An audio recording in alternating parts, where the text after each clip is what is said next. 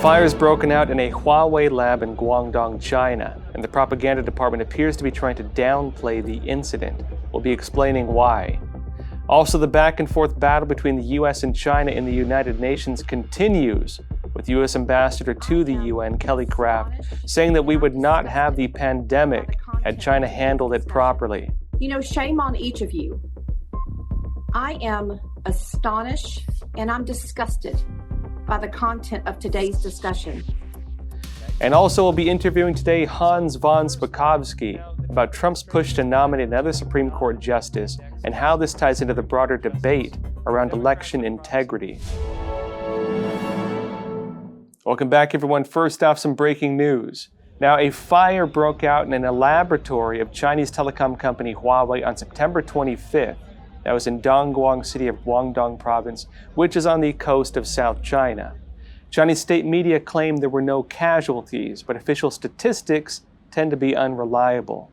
Now, videos that were circulating online claimed early on that the fire was at the Huawei R&D laboratory in Songshan Lake, and personnel who work at the Huawei lab were also reported saying that the claims were true.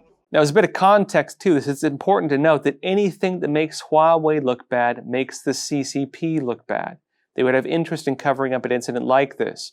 And if, for example, a fire took place at this laboratory, this adds to the growing disasters already facing Huawei. The CCP right now is trying to build these local capabilities to build chips. Again, they've been cut out from the global market on this.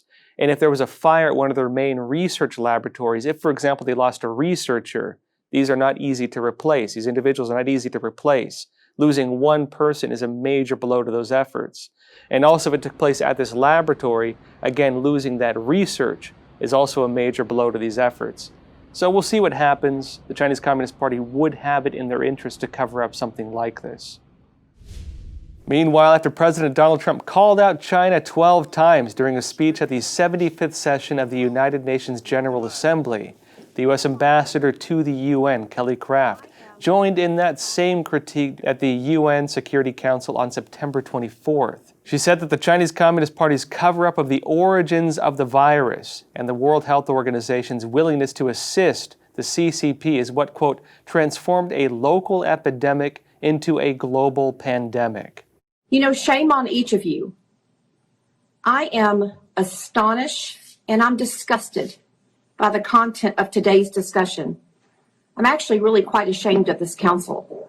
Members of the council who took this opportunity to focus on political grudges rather than the critical issue at hand, my goodness.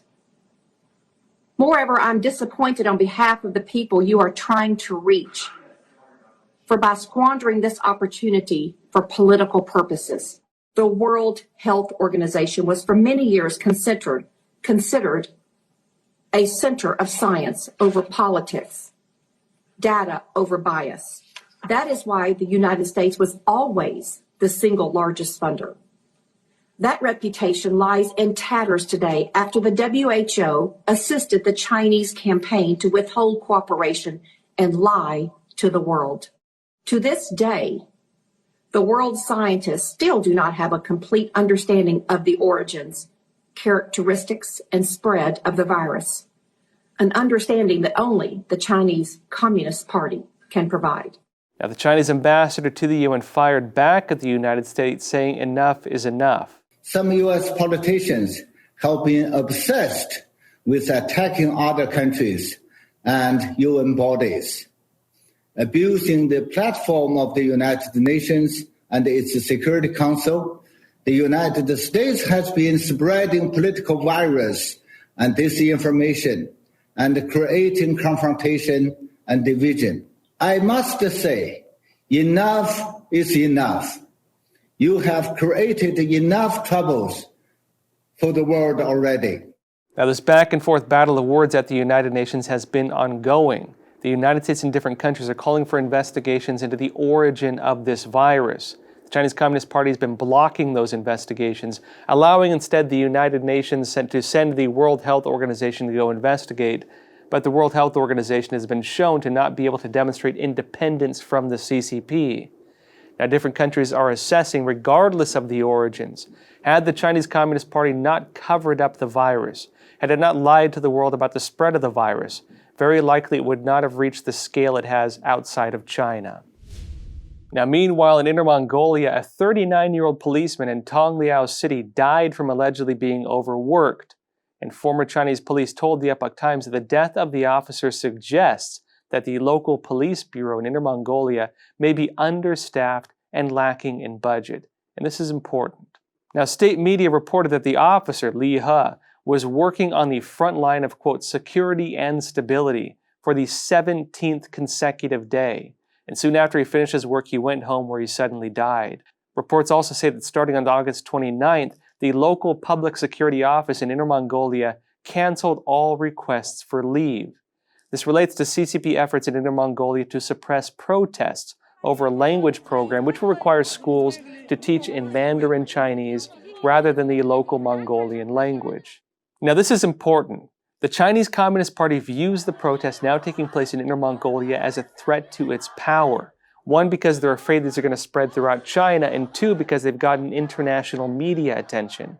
The CCP has been dedicating different security forces to that effort to try to crush these protests, go and investigate parents, even doing home visits of all the residents in these areas. But we're seeing now that they're working officers in this area 17 consecutive days to the point where they're literally dying. This means that while the CCP views this as a threat to its power, its ability to dedicate resources is limited. And so again, why, if they're seeing this as a threat to that extent, would they not dedicate more resources to it? This suggests that something is going on with the CCP in this regard. Now in Hong Kong, meanwhile, a pro-CCP TV station, TVB, aired a food program on September 22nd that introduced a snack called, quote, Communist Thugs Cake. The station is now being accused of violating the national security law of the CCP over Hong Kong. And a pro-CCP web outlet, News, is saying that TVB should be reported to the authorities. TVB responded by ending the show and taking down the episode and related videos. Now, under the CCP's new laws over Hong Kong, any form of dissent or criticism of the CCP is seen as a crime. Even something so minor as having a dish of a snack called Communist Thug Cakes. Meanwhile, in the United States, FBI Director Christopher Wray said on September 24th that the greatest long-term threat to our nation's information and intellectual property and our economic vitality is the counterintelligence and economic espionage threat from China. He said it is a threat to our economic security and, by extension, to our national security. There is no adversary that presents a broader and more comprehensive threat to our democratic ideas, our innovation, our economic security than the government of China. We're up about 1,300% in terms of economic espionage investigations that tie back to China over the past decade. 2,000 plus active investigations tied back to the government of China, by far the biggest chunk of our counterintelligence portfolio. Yet Wray said the threats from China go beyond business and innovation. We've brought some significant indictments against Chinese hackers that do tie back to the MSS specifically on a number of occasions. And these are targeting not just American companies, American research institutions, but also similar institutions among some of our closest allies, and targeting PII, personal identifiable information of Americans. Chinese hackers have essentially stolen the PII of about half the adult population of the United States. Now, with the China threat overall, Wray said this is not about the Chinese people as a whole. He's differentiating between the Chinese people and the Chinese Communist Party. He also said it's not about Chinese Americans. He said, quote, it is about the Chinese government and the Chinese Communist Party. And now for the broader stories for today. Now, first off, after the Trump administration moved to ban Chinese social media app WeChat, a group of Chinese lawyers formed a nonprofit organization to challenge the ban. And they filed a lawsuit in the U.S. federal court against the Trump administration. And it's now been revealed that the organization has ties both to the Chinese Communist Party and to the political campaign of Democratic presidential nominee Joe Biden. Now, the lawyers had formed a nonprofit organization known as the WeChat User Alliance. NTD reported that among its members are Clay Zhu and Ni Fei. Zhu works at the Beijing Deheng law firm, which was established back in 1993 with the approval of the Ministry of Justice of the Communist Party of China. And it just so happens that the founder of Deheng law firm, Wang Li, and also its current director, is also a member of the Beijing Municipal People's Congress, a member of the Communist Party's Chinese People's Political Consultative Conference, and a member of the Beijing Municipal Committee of Legal Experts on Legislation. Now, one of the co-plaintiffs on the WeChat case also is Elaine Peng, chief executive of the Chinese Mental Health Alliance. Peng is also the head of canvassers for Joe Biden's Chinese election campaign in California. And on this note of these banned apps, Chinese social media app TikTok pushed back an Australian Senate inquiry claiming there is, quote, misinformation about its connections to China, and also alleging it has strict control around security and data access. The company, which is under China's ByteDance, said, according to The Guardian, that it, quote, never shared Australian user data with the Chinese government nor censored Australian content at its request. Now, of course, there has been evidence of TikTok censoring user content elsewhere. There have been many cases on this. And the company has faced bans over concerns of the Chinese Communist Party's laws around data that would require Chinese companies like ByteDance to grant authorities access to data if they're going to be following Chinese law. And if they're in China, they're going to be following China's law. At the same time, ByteDance's past is coming back to haunt it. In 2017, the company's CEO, Zhang Yiming, issued a public self-criticism letter in China where he promised to deepen cooperation with CCP media, to use his company to serve the directives of the Chinese Communist Party, and to also ensure that CCP media could use his platform to broadcast their voices.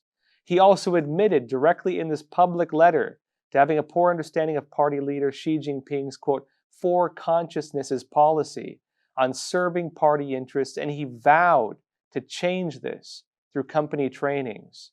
Now, the four consciousnesses include promoting, quote, socialist core values and acting on behalf of the overarching priorities of the Communist Party of China, and also following its guidelines when it comes to controlling public opinion. And meanwhile, after the sale of TikTok was allowed to go through, and as Walmart and Oracle are set to buy stakes in the company, the CCP may now intervene. According to Crain's New York, Chinese state media are criticizing this deal as a, quote, American trap, and as a, quote, dirty, underhanded trick. Now, under the deal, ByteDance would keep the majority share in the company. But regardless of how close the company follows CCP directives, it's being criticized in China because the company is being accused of bowing to the United States and to Trump. Because of this, the battle over TikTok has gone from business to ideology. It is damaging the image of the Chinese Communist Party in their eyes. The forced sale of the company has become a stain on the CCP's facade, and it's possible now they may choose to throw it out altogether. Because again, if it makes the CCP look bad, if it can't serve the CCP's interests, then why would they want to keep it in their own analysis? And meanwhile, the Epoch Times recently obtained leaked documents that reveal secret Chinese weapons programs in Inner Mongolia, including on advanced rockets and on directed energy weapons. The documents are from the CCP's Inner Mongolia Alxa League Development and Reform Commission. Now, for the CCP, the region plays an important role in its national defense. Since the 1950s, the Communist Party has successfully built military and rocket bases in that area, such as Dongfeng Space City, Air Force Base, 051 Base in Alxa region, so on. It also launched its first atomic bomb there, its first intercontinental missile there, its first artificial satellite, its first uncrewed spacecraft, and its first crewed spacecraft from that area. The National Conventional Weapons and Equipment Operational Test and Evaluation Center project is the key project undertaken by the Alxa branch of the Norinco Group Test and Measuring Institute. Now, Norinco Group is one of the big Chinese arms manufacturers, and that institute under China's Norinco was founded back in 1965. Its military code is 051 Base, again, the name of that base. It is the only land-based conventional weapon testing base for the Chinese Communist Party's defense technology industry, meaning that this area is extremely important for the CCP when it comes to developing next-generation weapons technology. Now, this leaked document shows that the Alxa branch of the 051 base has, quote, built a medium and long-range launch position, an air defense and anti-missile position, and a high-energy damage test site. This document reveals the important position of the Alxa test site in the CCP's conventional weapons testing.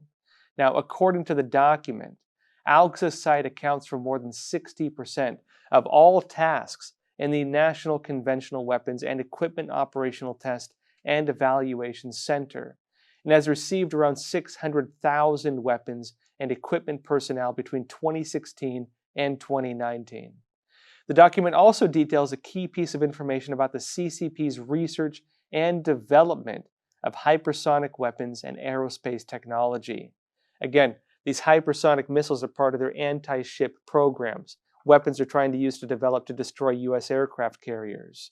For this program, it says the, quote, rocket sled test site is equipped with duty guard, an equipment support area, command and control center, final assembly and commissioning area, and other technologies such as helicopter and UAV area, launch test area, equipment storage area, military training area, static explosion, so on and so on.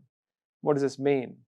Now, these statements show that the longest rocket sled test track of the CCP is located in that area, at that base. And the CCP's main rocket project is hidden in the Alxa test area. And the rocket sled test track extension project is still being pushed forward as of now, as late as 2018. Now, these internal documents also confirm that the rocket sled in the Alxa test area of the 051 base is about 10 miles long, which may be the longest in the world.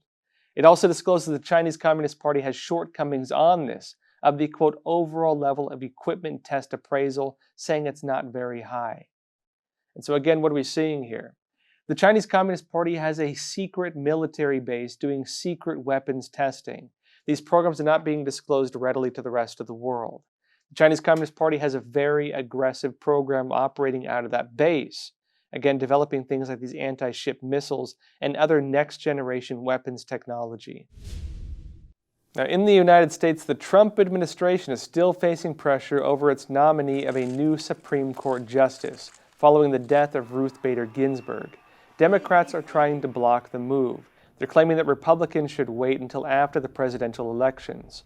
Trump, meanwhile, has said that he wants to have a ninth Supreme Court justice in place when it comes to election security. If, for example, there's an issue and they need a tiebreaker vote in the Supreme Court, he wants to make sure that that seat is filled for that reason. Now, to learn more about the situation, we've invited to speak with us today Hans von Spakovsky. He is an attorney, a former member of the Federal Election Commission, and manager of the Heritage Foundation's Election Law Reform Initiative. Let's jump into that now. Hey, Hans, it's great having you on Crossroads. Thanks for having me. So first off, now the Trump administration is planning to nominate the next Supreme Court justice. Democrats are promising retaliation if the Republicans move forward with this, including expanding the number of seats in the Supreme Court and also encouraging Biden to put in more Supreme Court justices if he is elected. Now, I think this has a lot of Americans concerned on both sides of the aisle. One is Democrats are, they're unhappy. They're saying you should wait until after the election to do this. Republicans are saying, well, you'd probably do the same thing if you were in our shoes. And, there's a big conflict right now because of this. Now, based on your knowledge around how these things work, I guess first off, what would you say in terms of Democrats saying you need to wait until after the elections to do this? Well, there's no reason to wait. The difference between today and 2016 was in 2016, President Obama was not running for re-election, and his party did not control the Senate. This is a situation where President Trump's running for re-election. His party controls the Senate. It's very similar to prior situations in American history. In fact, one of the last presidents to have a nominee for the Supreme Court confirmed when he was running for re-election is a big Democratic Party hero, Franklin Delano Roosevelt, in 1940. Now, when it comes to Democrats promising retaliation, they're talking about impeaching Trump again. They're talking about it, using their control if they can get Biden into office, using that to increase the number of seats in the Supreme Court, and using that to flip it. Now, I know LBJ, Lyndon B. Johnson, had promised doing the same thing when he was trying to pass his New Deal. What are your views on this? Is this legal? Can they do this? How does this work? Well, first of all, the threat to impeach the president for exercising his constitutional authority to nominate someone to the Supreme Court is absurd. And if Democrats think that would not make them look bad with the American people, I think they're mistaken. Franklin Delano Roosevelt, he also threatened to pack the court in the 1930s because he didn't like some of the rulings coming down. That's a very bad idea. It can be done. The Constitution does not specify how many justices are on the U.S. Supreme Court. That's set by statute.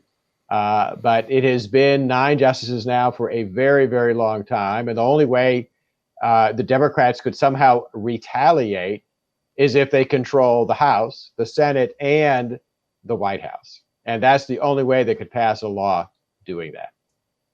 So in other words, this appears to be an empty threat. Is that an accurate assessment of that?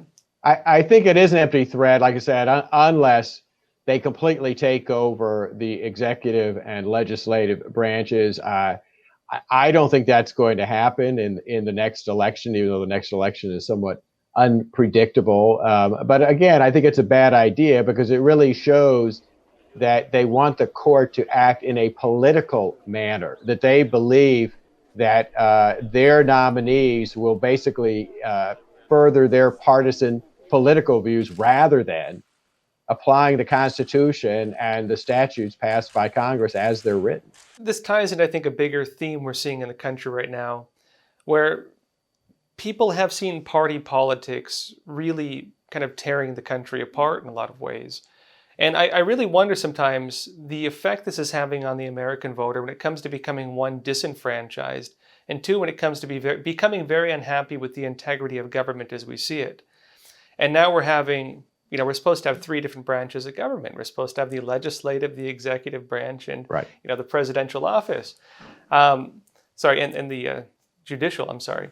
And so when it comes to the president, if they're talking about packing the courts and flipping these seats, increasing the number of seats, I think for a lot of people, this would be viewed, at least I would assume, as an overstep of the executive branch over the judicial branch. Is this an accurate assessment? What are your thoughts on this? Well, I think by packing the court, the Democrats would really ensure that the American people believe that the judicial branch, Supreme Court, has just become another political branch. One of the problems with the Supreme Court and the reason these fights have become so intense over the justices is because it long ago stepped outside of its role of simply interpreting laws passed by Congress to basically legislating from the bench. You can see that in many recent cases, acting almost as if it's a super Congress, a super legislature. And unfortunately, one of the people who led that effort and that push was Ruth Bader Ginsburg. Now, I think this ties into one of the other big issues we're seeing in the country right now, which is the debate over mail-in voting. Because really on both sides of the aisle, whether you're a Republican, whether you're a Democrat, the issue of mail-in voting is something that I would say the debates around it and the concerns around it are making it so I think no matter who wins in these elections coming up, in November, I really think that no matter who wins, the voting base of the opposite side is going to believe the elections were rigged. I think Democrats have been accusing Trump of trying to interfere with the electoral process. I see them, even if he wins, challenging it based on mail-in voting. And Trump is, of course, concerned about the integrity of mail-in voting as well, especially during the pandemic. Right. I'm sure many people have tried sending mail during this time and gotten it, at least for me, gotten it a few months later. It does not seem to be reliable at the current time. What are your perceptions on mail-in voting at this time? Well, one, I think it's unnecessary for the vast majority of Americans, and two, it is much more unreliable than voting in person. When I say it's not necessary, what I mean is that, look, as you know, we're all going to our grocery stores, our drugstores. We're going to Walmart and Target. and other retail establishments. Why? Because all of those places have put in the kind of health safety protocols being recommended by the CDC and experts, line spacing, wearing masks, sanitation stations. If we can do that, there is no reason we can't vote in person using the procedures. But second, the more you encourage people to vote by mail, the more you're going to increase the number of people who are disenfranchised.